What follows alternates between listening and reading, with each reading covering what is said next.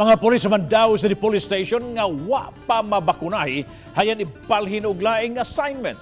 Ang detalye sa report ni Nico Serino.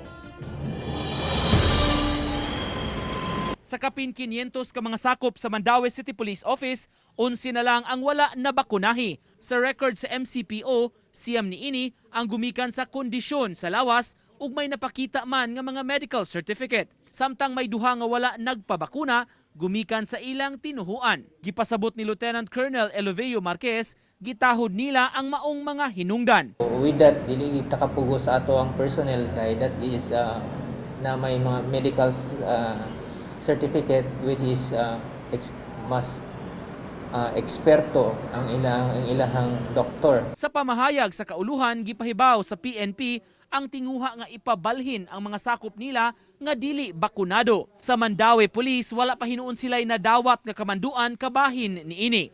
Apan kun imando na, hayan nga kapangitaan ug kabalhinan nga unit o departments ang mga sakop nga walay COVID-19 vaccine. Maka-render sila sa ilahang trabaho nga dili mabutang ang ilahang health sa sitwasyon nga maka-acquire sila og kanang virus. Samtang gipahibaw ni Marquez sa ilang organisasyon, wala ra hinuoy palisiya nga gipili nga i-cater nga serbisyuhan sa mga police offices ug stations. Mabakunado man o dili, andam alagaran sa kapulisan. Uban ni Godfrey Relien, Nico Sereno, Balitang Bisdak.